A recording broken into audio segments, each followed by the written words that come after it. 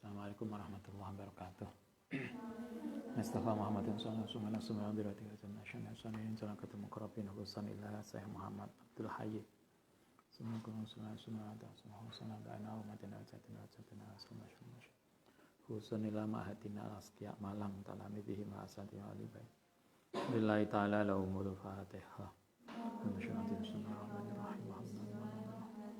Iyyaka na'budu wa iyyaka nasta'in shiratal mustaqim shiratal ladzina an'amta 'alaihim. Bismillahirrahmanirrahim. Halaman 41. Hayaun Nabi. Sikap malunya Nabi. Al-haya'u minal iman. Ini sikap malu Nabi. Karena ana sapa nabi ku asyaddu hayaan. Orang yang sangat pemalu. Bahkan minal bikri dibanding perawan. Kalau Anda Ustaz kula ngapunten kula sungkan malu, Nabi lebih punya sikap malu. Lam yan lantanza ndak pernah buka sapa orang dibuka auratuha aurate Nabi fi sitriha ing dalem tutupe aurat. Saking malunya Nabi itu tidak pernah membuka aurat. Bahkan dalam riwayat pernah Nabi itu betisnya kelihatan pas dandani Ka'bah. Itu beliau langsung turun wajahnya pucat karena malu. Nah, kita kadang malah pameran pameran aurat. Dulu pernah Ustaz ngajar di sebuah perguruan tinggi. Kebetulan muridnya ini itu pas ujian UAS atau UTS, repeane itu ditulis di pupune. Ternyata itu benar, zaman biyen ada. Sekarang enggak. Sekarang langsung ditulis di HP. Lebih canggih. Kalau dulu kan ditulis nggawe apa? Kertas yang dilinting kecil tapi lak dianu dadi dawa. Dulu nyontek zaman biyen. Begitu, ditulis di bukunya, nah kita cedeki ditutup meroke, mulai enggak dibuka lagi. Nabi itu tidak pernah membuka aurat. Itu salah satu. Karena itulah Ustadz itu dari kecil, Ustadz itu pakai celana pendek itu SD aja. Ketika sekolah, karena SD harus pakai celana pendek. Tapi begitu di rumah, seingat saya mulai di pondok kelas 4 SD. Itu oleh ibu sudah nggak boleh pakai celana pendek. Jadi sejak kecil kita pakai celana panjang. Itu untuk menjaga kita, melatih kita. Karena itu Anda juga begitu mestinya. Marilah kita berusaha untuk menutup aurat kita, tidak malah pameran, nekak ngono di apa namanya, gaya selfie-an atau apa. Nabi itu salah, karena itulah dikatakan Nabi itu sikapnya sangat pemalu, bahkan melebihi seorang perawan. Beliau tidak pernah membuka auratnya. Wa makana lan ora ana sapa nabiku yang duru melihat ila farji azwaji maring farji para istrinya. Nabi dalam seumur hidupnya tidak pernah melihat farjinya sendiri dan juga tidak pernah melihat farji istrinya. Kalau Anda suami istri pengen bergaya apapun sama suaminya, ya silahkan, tapi hendaknya ada etikanya. Salah satunya tidak saling melihat. Ya napa Ustaz? Yo dirasakno aja. Enggak usah didelok. Itu etika. Kita masih ingat Sayyidina Ali, salah satu orang yang juga selain Nabi yang tidak pernah bahkan Sayyidina Ali itu juga nggak pernah melihat auratnya sendiri seumur hidupnya. Karena itulah kemudian beliau digelari karamallahu wajhah. Biasanya mestinya atas terawean. Ali bin Abi Thalib bukan radhiyallahu an biasanya, tapi karamallahu wajhah. Cuma kita kan alaus bene aja. Kenapa kalau Sayyidina Ali khusus, yang lain tuh radhiyallahu an. Lai Ali itu karamallahu wajhah. Artinya semoga Allah memuliakan wajahnya. Kenapa kemudian kita ada doa khusus untuk beliau? Karena beliau tidak pernah melihat auratnya sendiri. Itu kan. Jadi gak kemudian ke kamar mandi delok apa misalnya yang laki-laki, enggak. Nabi itu enggak. Walayarauna, dan tidak pernah melihat sapa azwaj minhu saking Nabi. Para istri Nabi juga enggak pernah melihat auratnya Nabi. Nabi juga enggak. Kalau kemudian kita masih ingat ada nikah, kalau melakukan hubungan seks suami istri hendaknya ditutupi selimut. Jadi kalau Anda nanti nikah melakukan hubungan dengan suaminya ditutupi selimut. Ojo glundungan wong loro tanpa selimut.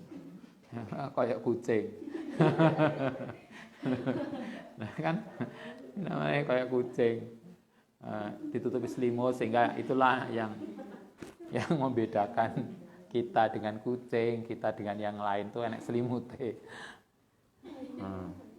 Kalau Anda lihat di banyak film edukasi kadang kan paling barat kan biasa aja tanpa selimut, tanpa itu yang membedakan kita dengan barat, bahwa kita itu ada etika, bahkan sampai melakukan hubungan seks suami istri pun ada etikanya. Kita udah nanti saya lupa etikanya, dibaca lagi ada nikah kemarin kan anak toh biasanya pas ngono ku ruwame sing ngaji. Anda ingat Mas kita ngaji apa kemarin, puasa kemarin yang dari Syekh Maliki ada nikah ya, Nidhamul Usrah. Coba Anda lihat pas Nidhamul Usrah hubungan suami istri kan paling banyak penontonnya. Anda ini tahu juga ini pas sesuatu yang menarik. Nah, Nabi itu salah satu sikap yang menunjukkan bahwa Nabi itu seorang pemalu adalah beliau tidak pernah melihat auratnya sendiri dan tidak pernah membuka auratnya walaupun bahkan di depan istrinya. Itu loh kita. Bahkan kalau Anda juga sama toh. Kalau Anda sama perempuan kan juga tetap ada batasan auratnya. Tidak kemudian sakarep ya. Karena itu biasanya Ustaz kalau ngajari Kak Safa, Kak Asa, kalau tidur pakai celana. Itu dalam konteks itu. Jadi bukan kok tasabuh, bukan. Ustaz, perempuan pakai celana kan nggak boleh. Persoalannya bukan itu. Kalau turu itu biasanya kan wis gak karu-karuan toh. Wis metantang rono. Walaupun sama-sama di kamar tante atau sama-sama perempuan, tetap nggak boleh. Karena biasanya Ustaz kalau pesen anak-anak, Kak pakai celana kalau tidur. Itu agar kemudian aurat kita nggak kelihatan. Itu kan kita harus ngajari anak-anak kita. Karena itu tanggung jawab kita. Karena itu nanti kalau Anda jadi emak-emak, kalau nanti Anda jadi ibu, jangan lupa juga kita ngajari anak-anak kita. Harus ada hal yang harus dijaga. Kadang kan kita lupa. Mae ku kerudungan brukut, anake pakai celananya adike. Ustaz ini kan di rumah. Tuh. Asalnya sih nggak apa-apa di rumah itu karena ada ayah, ada semua itu mahram. Tapi kan siapa yang kemudian bisa menjaga? Pas di rumah tiba-tiba enek tamu. Pas di rumah tiba-tiba ada temannya datang. Banyak toh kasus gitu. Kita pakai celana pendek, anak kita tiba-tiba enek paket. Kemudian kita ngambil paket. Padahal pakaian kita itu lagi tidak memenuhi syarat. Nah itu kan lebih bagus kalau Ustaz dulu mulai kecil pakai celana panjang. Walaupun kan anak toh dasar yang celana panjang, yang pakai modelnya kain gaster. Nah itu kan jauh lebih ini daripada celana pendek. Itu penting untuk menjaga kita masing-masing. Nabi itu mengajarkan begitu. Kultu matur sapa ingsun parodat maka apa aksu dalika. Kebalikannya itu. Oke, itu carane Nabi menjaga auratnya. Yang nomor 41 hijamatun Nabi. Hijamah itu bekam. Ngerti bekam ya? Cantuk, sampai biasanya diambil sebagian darah di punggung. Ihtajamat, biasa bekam sapa Nabi wa akto. Lan ngasih sapa Nabi al-hijama, yang orang yang membekam ajrahu. Jadi bekam itu kan ada upaya. Nabi ketika bekam itu bukan kok gratis karena Nabi. Wah aku Nabi gratis lah. Enggak, ya bayar. Biasanya kan kita itu kayak yang sering tuh gini, kayak Anda nulis buku, kemudian alhamdulillah ini buku saya terbit. Teman kita gimana biasanya? Oh Mbak, saya titip satu, saya beli satu, ya enggak. Kita kan teman dekat, gratis ya. Itu kan kita berarti tidak menghargai karya jerih payah dia. Gaya buku loh gak mudah. Kita cuma gratisan. Enggak, Nabi walaupun Nabi pas berobat tidak berarti gratis. Nabi juga membayar. Itu satu. Jadi karena itu kalau ingat dulu kita kalau pas di rumah, kadang kita kan diajak bapak ibu itu mampir ke rumah makan atau apa. Sudahlah ternyata yang di rumah makan itu santri nih. Yai ngapunten nggak mau dibayar. Kata bapak, ya udah pisahin ini aja.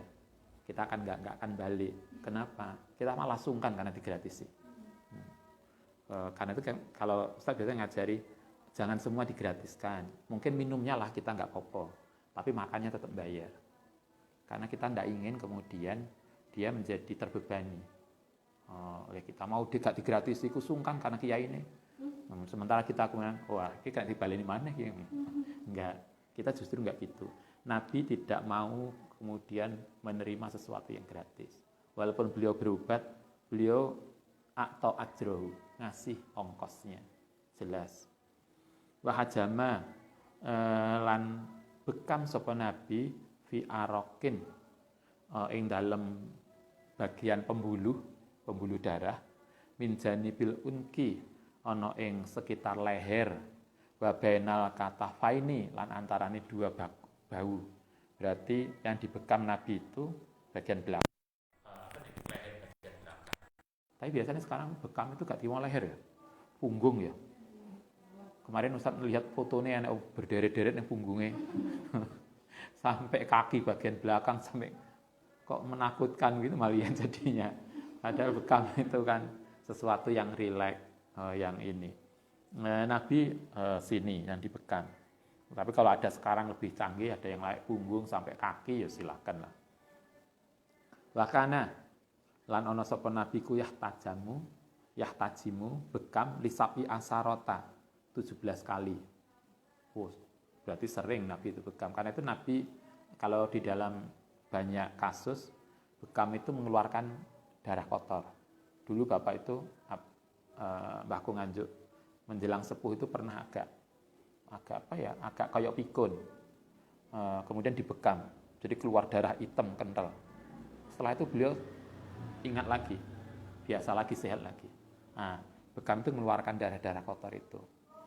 Ada yang pas dibekam lah, Ustaz pernah lihat itu di punggung itu kayak kelihatan kayak darah campur busa, muntuk gitu ya. Kan mungkin Anda bisa bayangkan jaringan darah itu kan kecil banget. Kalau disaini ngono kan darah ya gak mlaku. Kemudian bisa stroke, bisa darah tinggi, macam-macam. Nah, darah-darah itu yang kotor itu dikeluarkan.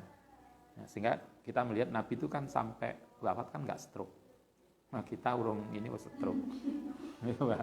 Nabi itu kan nggak stroke. Nabi itu kan beliau sakit itu hanya seminggu, 10 hari kalau nggak salah. Beliau demam aja. Coba. Nah, kita itu kan kadang macam-macam. Mungkin itu salah satu ini karena bagian-bagian darah kotornya keluar. Nabi sampai 17 kali, bukan hanya sekali 2 kali ternyata. Watisi asaro, ada yang mengatakan 19 kali. Wallahu alam, kan yang hitung mungkin beda. Ada yang keliwat, ada yang enggak. Ada yang bilang 17 kali, ada yang bilang 19 kali, bahkan ada yang bilang wa ihda wa isrina 21 kali. 21 kali bekam. Wah tajama lan pernah bekam sapa nabi wa halautai nabi ku muhrimun, orang yang ihram. Berarti saat ihram itu boleh bekam. Karena Nabi pernah muhrim ya bacanya, bukan mahram. Kalimatnya podo. Kalau mahram itu orang yang haram kita nikahi. Kalau muhrim itu orang yang ihram. Nabi pas ihram pernah bekam di mahalin yang dalam suatu tempat baina Makkah wal Madinah. Pernah di suatu tempat antara Madinah ala dzaril qadami yang atase arah kedatangan. Berarti mulai arah Makkah dan Madinah, arah kedatangan berarti dari Madinah ke Mekah mestinya kalimatnya. bukan Makkah ke Madinah. Oke, itu perubatnya Nabi dulu pakai bekam. Kalau Anda apa biasanya? Minum pil atau apalah, tapi silakan, yang penting ini berarti sekaligus menunjukkan sifat basariah Nabi, sifat manusia Nabi yang juga perlu obat. Sehingga kalau Anda sakit, ya berobat. Kalau kita ada apa sekarang? Pandemi, ya kita ikhtiar. Ikhtiarnya dengan vaksin, dengan apa? Bukan kok, alang lah mati, ya mati. Itu kan siapa sih ngulang ngono kuwi? Siapa yang ngajari? Nabi aja loh berobat. Berobat zaman Nabi itu kan bekam. Itu loh, coba Anda bisa bayangkan sampai 21 kali Nabi itu bekam. Seumur hidup beliau. Berarti kan artinya kalau bahasa kita, Nabi itu yo nggak jarang ke dokter. Bahasa kita kan gitu. Berobat tuh kalau sakit ya berobat. Itu bagian dari ikhtiar kita, usaha kita. Walaupun yang menyembuhkan Tuhan, ya wa idza maritu fa huwa yasfin, itu benar. Tapi kan kita ada tuntutan untuk ikhtiar. Karena itu kita vaksin itu kan dalam konteks ikhtiar agar kita sehat. Kadang kan kok popo. Dia belum pernah kena ini. Cobalah.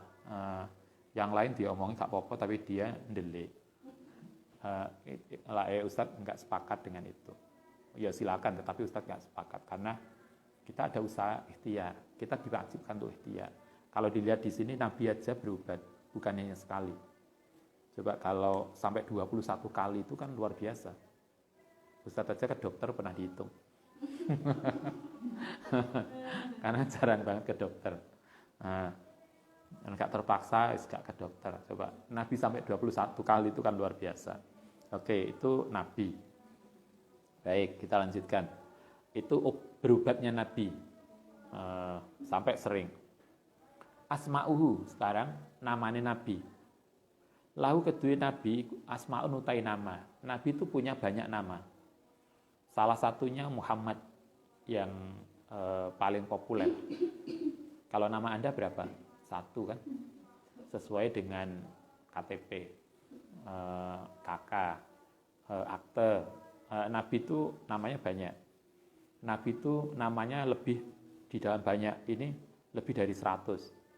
Sesuai dengan sifat Nabi. 1 yang paling populer Ahmad. Yang lain Muhammad yang paling populer, yang lain Ahmad. Ahmad ini yang nama diberi, yang tercatat dalam Al-Qur'an. Yang diprediksikan oleh Isa. Bahwa nanti setelah saya ada seorang nabi wasmuhu Ahmad. Namanya Ahmad. Yang diprediksikan oleh Isa. Kalau Anda baca bukunya Ali Akbar, kalau nggak salah, Ali Akbar, seorang guru besar di London, di Inggris, itu pernah melakukan penelitian tentang ramalan para agama-agama dari agama klasik, bahkan agama di Persia. Kalau Ustaz pernah baca buku itu, hampir semua agama itu ada nubuat tentang Kanjeng Nabi. Jadi meramalkan tentang datangnya Nabi. Itu tercatat di kitab suci mereka semua. Bahkan yang di Persia itu, saya lupa, Anda bisa cek nanti. Itu sampai detail bahwa Nabi itu akan nanti lahirnya di sini. Walaupun tidak menyebutkan nama kota, katanya itu Madinah dan ini kan belum muncul. Tapi diprediksikan di wilayah ini, nanti kemudian hidupnya akan pindah. Itu ada prediksinya yang detail. Artinya kan itu juga menunjukkan sebetulnya agama itu benar bahwa mereka semua agama itu sangat mungkin adalah dari sumber yang sama, yaitu Allah Subhanahu wa taala. Hanya kan mungkin kemudian karena dengan berlalunya waktu kemudian ada pergeseran dan seterusnya. Itu mungkin ya. Tetapi kalau penelitiannya Ali Akbar gitu. Dan dia mengutip tag kitab sucinya. Bahwa ini tercatat di kitab suci ini. Ayat berapa. Itu ada. Artinya itu sudah diprediksikan. Nah, di Al-Quran juga pernah disampaikan di mana Al-Quran mengutip Nabi Isa. Yang Nabi Isa mengatakan bahwa saya bukan Nabi terakhir. Nanti akan ada orang yang lebih hebat. Yang namanya Ahmad. Wasmuhu Ahmad. Itu nama nabi. Wal mahi, lan nabi disebut juga al mahi. Kalau ada siapa namanya al mahi, ada juga nama al mahi. Al mahi alladzi yamhu, karena dengan kanjeng nabi lah yamhu menghapus sapa Allah bi kelan nabi al kufra ing kekufuran. Nabi itu kehadirannya bisa menghilangkan kekafiran. Karena itulah disebut al-mahi, karena yang menghapuskan kekafiran. Wal hasir, Nabi juga ada namanya Nabi, itu al-hasir, yaitu alladzi yuhsaru, yang bakal dikumpulkan sapa nasu ala qadamihi, ing atase kedua telapak Nabi. Semua makhluk nanti ketika di akhirat akan minta syafaat pada Nabi, karena tidak ada Nabi yang lain yang bisa memberikan syafaat. Karena itu disebut al-hasir. Ada lagi yang namanya Yasin.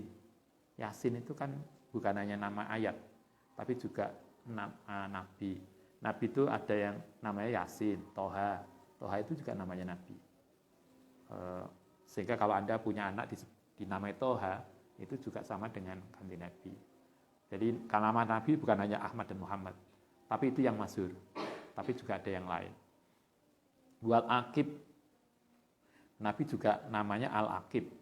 Kenapa disebut dinamai Aqib? Alladzi laisa, karena tidak ada ba'dahu setelah Nabi sapa nabiyun, kanjeng Nabi. Karena Nabi itu khotamul anbiya. Khotam itu kalau dalam Al-Qur'an kan khotamul anbiya. Jadi penutup paling akhir. Tapi kalau orang Ahmadiyah menerjemahkan khotam itu bukan penutup, tapi cincin. Karena khotam itu juga bisa bermakna cincin. Karena itu artinya kanjeng Nabi itu permata, Nabi yang paling elit. Tetapi tidak menunjukkan kanjeng Nabi itu Nabi terakhir. Nabi terakhirnya adalah Nabi mereka, bulan. Karena kanjeng Nabi tidak kemudian disebut sebagai khotamul, karena ada toh Ghulam Ahmad yang kemudian di dalam ini dianggap sebagai nabi setelah kanjeng Nabi. Karena kanjeng Nabi Muhammad bagi mereka bukan khotam, tidak dimanakan sebagai akhir, tetapi sebagai cincin. Tapi juga maduk kan. Dimaknai kan nggak connect gitu ya logikanya. Tapi oke lah itu mereka. Nabi juga Nabi Rahmah. Nabi juga disebut Nabi Rahmah namanya, karena membawa rahmat. Nabi Taubah juga yang mengajari kita untuk bertaubat. Wal mukfi, lan orang mukfi alladzi tabi'u, yaitu yang mengikuti li ghairi maring lain nabi minal anbiya'i. Kenapa mukfi? Karena semua nabi mulai Nabi Adam nanti akan mengikuti kanjeng Nabi. Wa nabiul malahih, wa nabiul malahim, lan nabi yang menyatukan, minal iltihami, saking perpecahan. Nabilah yang terakhir dan kemudian mengumpulkan perbedaan-perbedaan. Wal istibaku, lan istibak li'anau bahasa bisaifi, dengan senjata. Kultu asma'u tai asmani nabi iku kasiratun, sangat banyak. Hatta ausolaha, sehingga mengurutkan, membuat data haing asma sapa ba'dum sebagian ulama ila alfin, sampai 1000 nama. Oh itu nabi. Namanya banyak. Wa kulluha, utai seluruh nama nabi iku mustaqotun, terciptakan, termuncul, terbuat berdasarkan min sifatin, saking sifat-sifat komat yang ana apa sifat di kelan nabi. Jadi nabi itu namanya sangat banyak sesuai dengan sifat yang ada di dalam diri nabi. Sehingga ada kitab yang menulis tentang nama nabi itu sampai 1000 nama. Kayaknya kita butuh ini kitab ini, sehingga nanti bisa dipakai untuk nama anaknya. Coba Anda bisa bayangkan lah namanya Nabi Sewu, kan bisa ngitung kalau dia anak 10 kan cadangannya wakil. 1000 nama Nabi itu. Kan tinggal lanang wedok kan tinggal nambahi iya aja toh. Tohir misalnya, tohiroh. Itu aja toh. Itu kan gampang. Apa Muhammad jadi Muhammadiyah jadi. Misalnya Ahmadiyah loh kok jadi. Tapi kan tinggal sama dengan ketika Ustadz nama Kak Safa, Kak Asa itu kan. Karena kita tafa'ulan ke Mbah Hamid, maka kemudian di tahfidz Hamid menjadi Humaidah, Hasim menjadi Hasma, kan gitu. Itu kan biar kelihatan tidak laki-laki, kelihatan kan perempuan toh. Anda kan bisa begitu. Kanjeng Nabi kan namanya akeh sehingga kita nggak perlulah impor nama kok daerah lokal, daerah lain kan bisa ngambil. Coba kalau andai kan nanti Anda jadi bunyai, ditakoni santri nih, bunyai niki putra kula namanya sapa? Kan tinggal buka namanya Nabi akeh, gampang ya, karek iya bilang iya. Loh, kalau kemudian karek nambah iya kan berarti ada 2000 nama cadangannya, iya kan? Loh, Nabi kan laki-laki, jelas namanya laki-laki. Kalau pengen anak perempuan kan tinggal nambah iya atau ditakfif, kan gampang. Nggak perlu ini nyari kitabnya nanti gue kitabnya. Walakin Muhammadun, utai nama Muhammad iku aladuha, yang lebih nyaman bil asma'i yang dalam pendengaran. Dari semua nama nabi yang populer itu Muhammad karena paling enak didengar. Wa azharuha lan paling masyhur. Ila anna Ahmadan, tetapi nama Ahmad itu asbakuha, lebih mendahului.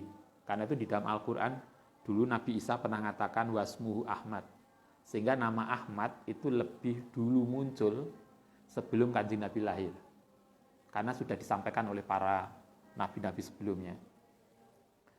Asbaqwa lebih mendahului hukman, yang dalam hukumnya arfa'wa lebih tinggi, hadratan yang dalam kehadirannya. Artinya nama Ahmad itu sebetulnya lebih tinggi karena lebih awal, dan itu yang kemudian diprediksikan oleh para nabi sebelumnya.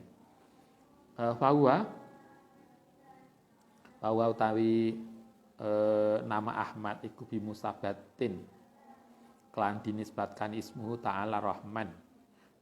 Jadi namanya Allah, di dalam mana Allah itu nama pribadinya kan Allah yang nama ininya, tapi kan kemudian punya nama lain yang menunjukkan identitas Tuhan, yaitu Ar-Rahman. Sama dengan Muhammad, nama identitas pribadi Kanjeng Nabi itu Muhammad, tetapi kemudian dia punya nama kebesaran yaitu Ahmad. Jadi Ahmad itu nama kebesaran dari Kanjeng Nabi. Dia kayak tadi, kayak Rahman dan Allah. Allah itu substansinya, Rahman itu sebagai nama kebesarannya. Ar-Rahman fi umumihi, yang dalam sifat umumnya Allah, wasabaqatihi, wasabqiyatihi, lan lebih mendahulunya sifat Ar-Rahman. Faqad mana'a, lan teman-teman mencegah sapa Allah bihukmihi ayusamma, yang itu dinamai bi Ahmada, kelan nama Ahmad sapa ghairu liyane Kanjeng Nabi. Kalau melihat di sini, sejak Nabi Adam itu tidak ada seorang pun yang pernah dinamai dengan Muhammad atau Ahmad. Coba hebatnya. Mulai Nabi Adam, sejak makhluk pertama manusia diciptakan, itu belum pernah ada orang yang dinamai dengan Muhammad atau Ahmad. Hanya Kanjeng Nabi pertama, yang kemudian kita meniru beliau, anak-anak. Kalau yang lain kan mungkin ada yang podo, ada yang mirip. Kalau di sini Allah melarang ada seseorang pun dinamai dengan Ahmad. Wala yuda'a, dan tidak pernah dipanggil bi kelan Ahmad atau Muhammad sapa mad'un, orang yang dipanggil qoblau sebelum Nabi, mundu khuliqat, sejak diciptakan apa dunia.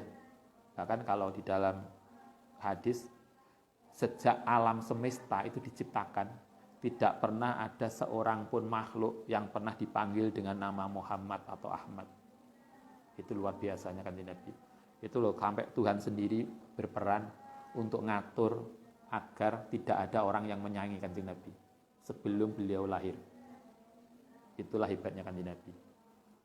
Kalau kemudian kita, karena itu salah satu kebanggaan kita adalah kalau kita bisa ketemu Nabi sebelum kematian kita. Itu kan kebanggaan kita. Karena beliau adalah orang yang paling mulia, tidak ada yang lebih mulia dari Kanjeng Nabi. Bahkan malaikat sekalipun. Wala fi hayatihi, sejak alam diciptakan belum ada orang yang dipanggil dengan nama Muhammad. Wala fi hayatihi, bahkan ketika Kanjeng Nabi masih hidup nggak ada orang yang dinamai Muhammad. Wala fi zamani ashabihi, bahkan pada zaman sahabat aja lo nggak ono. Itu hebatnya. Nanti setelah itu baru ke bawah karena Nabi kemudian pernah dalam hadisnya nama yang terbaik itu Abdullah. Yang baik kedua kalau Anda mengambil nama saya untuk nama anak-anakmu. Nah, para sahabat itu kan lahir bareng karo Kanjeng Nabi, karena itu tidak ada sahabat yang namanya sama dengan Nabi. Yang muncul paling awal berarti kalangan tabi'in, anaknya sahabat, yang kemudian menamai anak-anaknya dengan nama Nabi. Wala fi zamani asabi fatasmiyatu, utai memberi nama bi iklan Muhammad iku min khosoisihi, termasuk keistimewaan Nabi, dinamakan Ahmad atau Muhammad. Walama kanat apa alasma'u,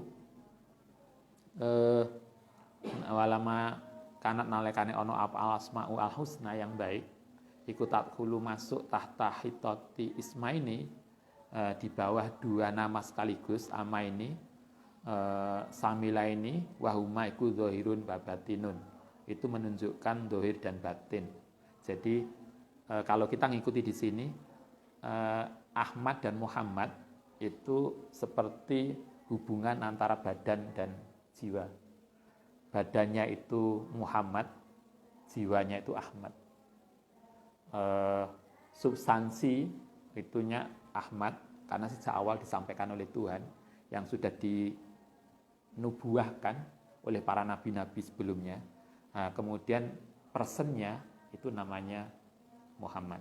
Karena itu, Anda boleh misalnya punya anak di jenengnya double, Muhammad Ahmad atau Ahmad Muhammad. Itu kan ngerangkum dua nabi. Masih di jenengno Ahmad Muhammad, adike Muhammad Ahmad. Kan ya gak apa-apa toh. Oh, bolak-balik. Pokoknya Anda jadi ibuke gak bingung mana kakak, mana ininya. Boleh double namanya Nabi, Ahmad Muhammad atau Muhammad Ahmad. Saya kira ada. Dulu Ustadz pernah punya teman, salah satu dosen di Jogja, namanya Ahmad Muhammad. Jadi Ahmadnya dulu kemudian Ahmad Muhammad. Atau Anda boleh balik Muhammad Ahmad. Karena ono sapa Muhammad, nama Muhammad iku bimusabatil ismi az-zahiri, itu seperti bisa diumpamakan seperti dalam bentuk zahirnya, bentuk fisiknya. Wa Ahmad utai nama Ahmad iku bimusal ismil batin, yaitu menunjukkan pada aspek jiwanya.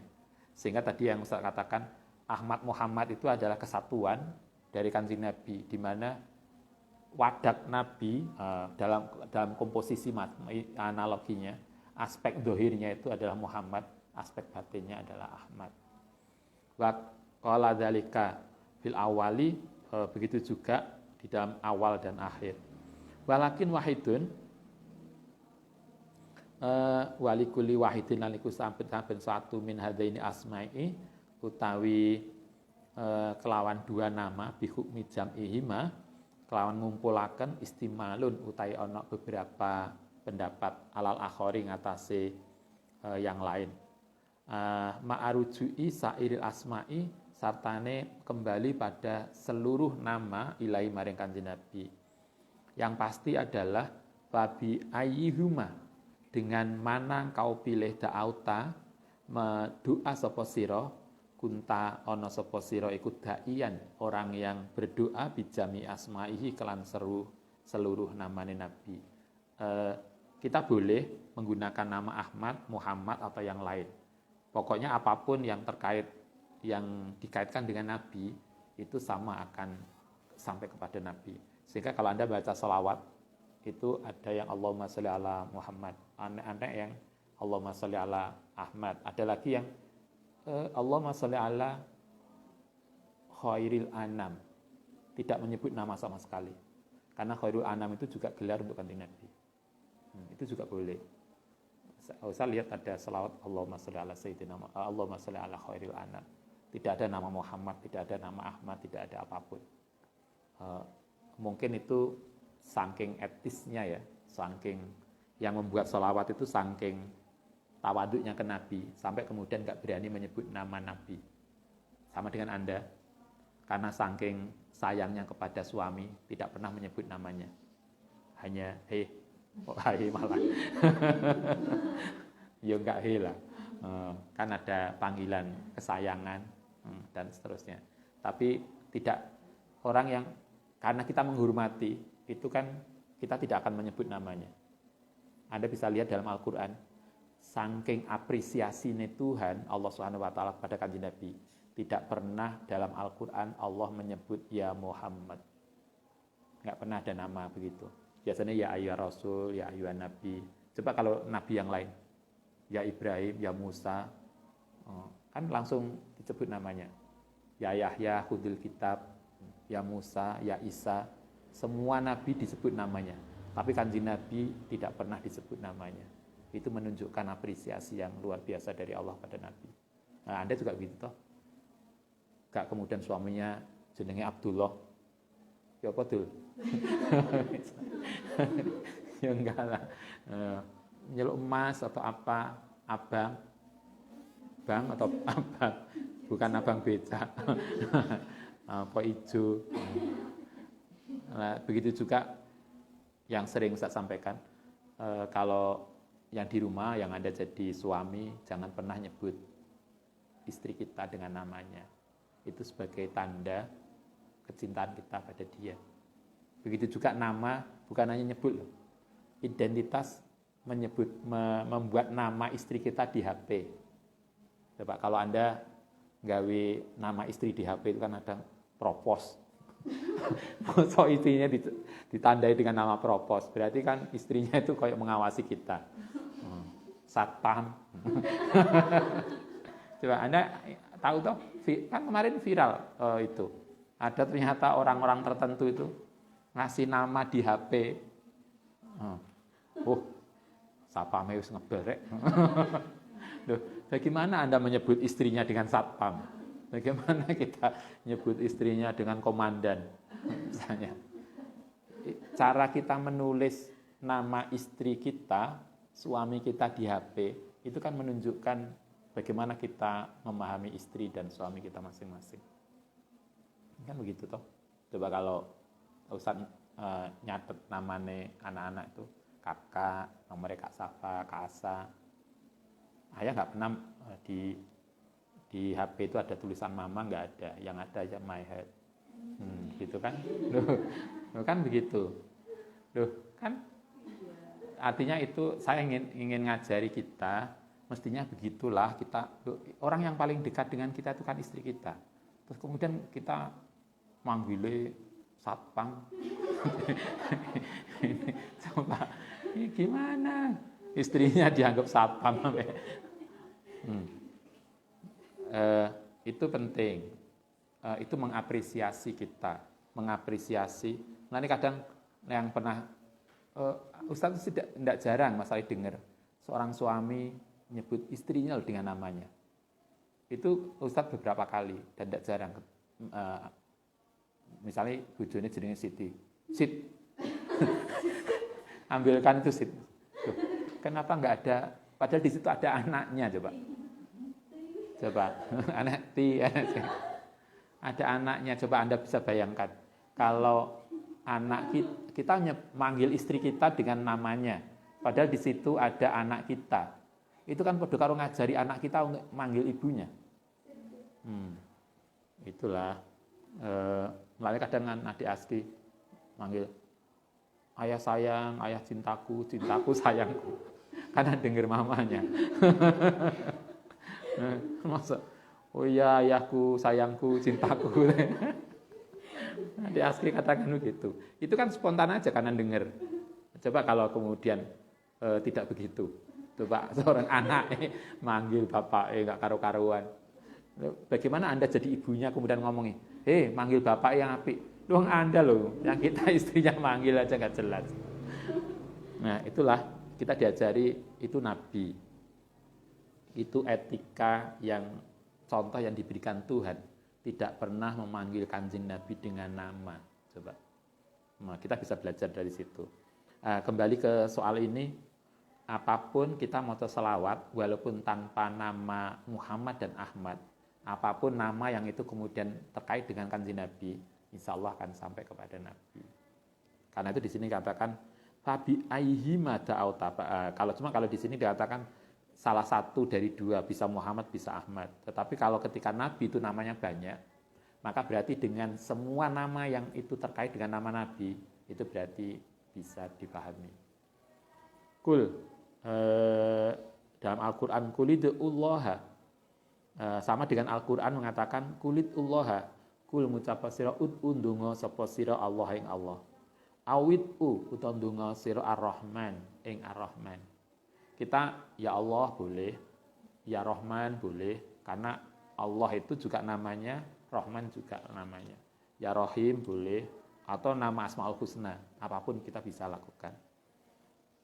Ayama, dimanapun tad'u ndonga sapa sira falahu, mongko iku keduwe Allah al Asmaul Husna, ada nama-nama yang baik yang kita bisa gunakan.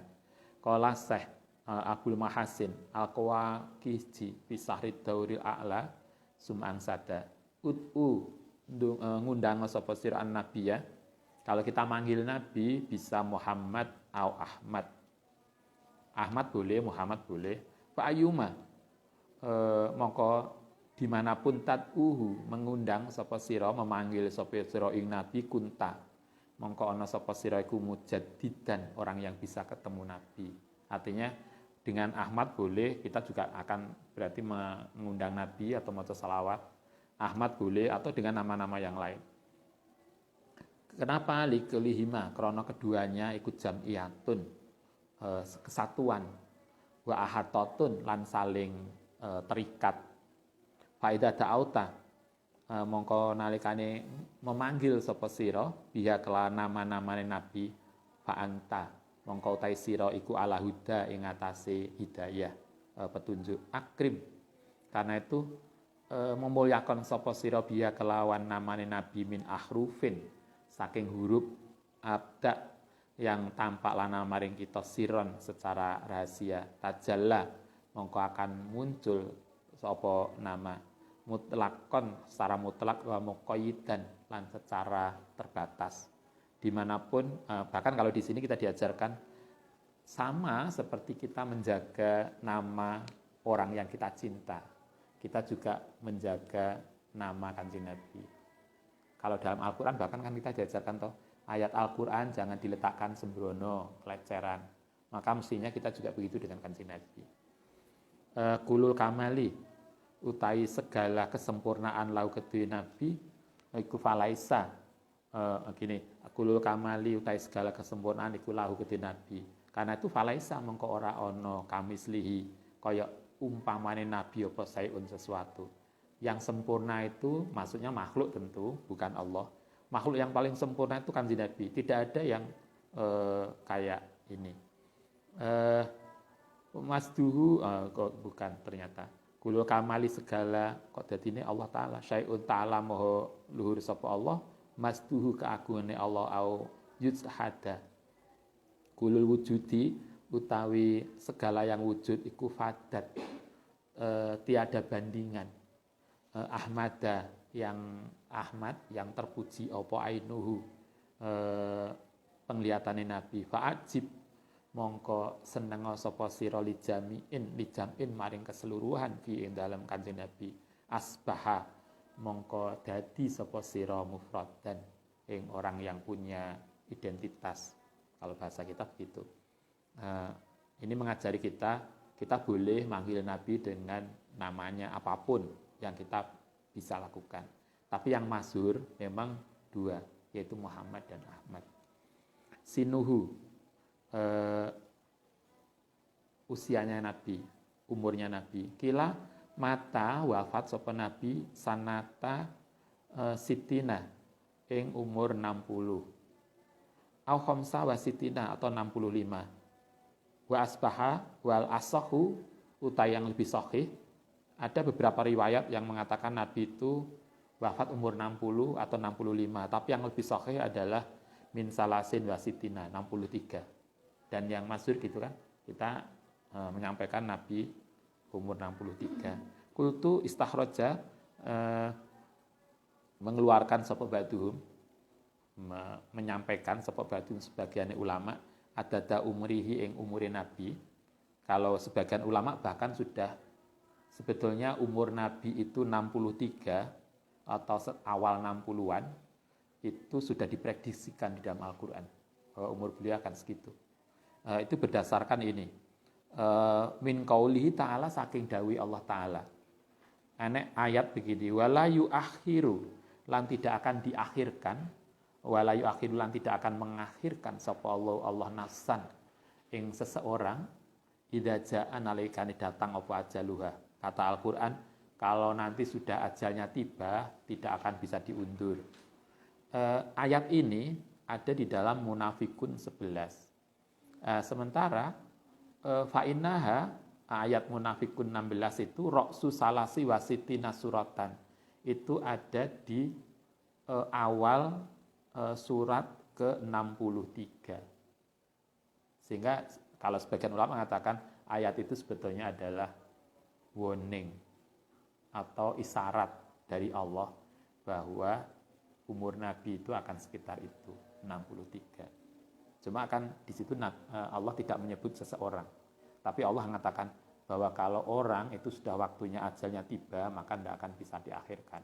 Tapi oleh Allah itu diletakkan di awal surat 63, sehingga kemudian ini sebetulnya sudah di warning oleh Tuhan. Cuma kan kita enggak ini. Wa akibatuha, kemudian ngikuti dengan ayat itu bitahobun, dengan surat tahobun. Tahobun itu apa artinya? Sedih. Coba setelah bicara nafsan ila ajaluha, kemudian diikuti surat tahobun. Surat tahobun itu menunjukkan kesedihan karena ditinggal oleh Kanjeng Nabi. Prediksinya banyak banget. Biasanya kan kita juga gitu toh. Kalau ada orang mau wafat, biasanya, "Duh, nanti ini loh ya, diresi KB, nanti ada yang mau ke sini." Ternyata benar, semua datang karena takziah pada beliau. Tapi kan kadang kita nggak paham. Pahamilah wis mati atau sudah lewat terjadinya. Al-Qur'an ini sudah ngasih warning. Wa akhoda lan wa ukhidah, lan salah satu yang lain aidan ada tu umurihi, jumlah umurin Nabi min ismi ahadin, kelan nama seseorang bi'tibari nunit tanwin, dengan memperhatikan nunnya tanwin, wa min ahmada, dari kata ahmada, wa min lafdi nabiyin. Oh, ini banyak, artinya banyak ulama yang menjelaskan itu.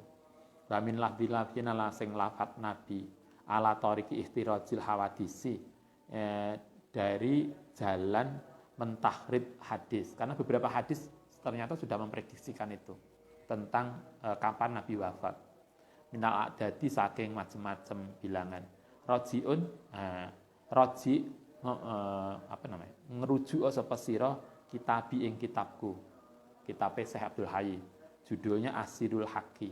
Kayaknya Anda bisa ngaji itu, ngaji tentang atau membaca judulnya Asirul Haqi, yang itu bicara tentang kalau bahasa kita apa ya, prediksi-prediksi yang dieksplorasi berdasarkan ayat-ayat Al-Qur'an tentang hal-hal yang terkait dengan Kanjeng Nabi. Baik, begitu. Nanti kita lanjutkan besok wafatun Nabi, wafatnya Kanjeng Nabi. Al-Fatihah.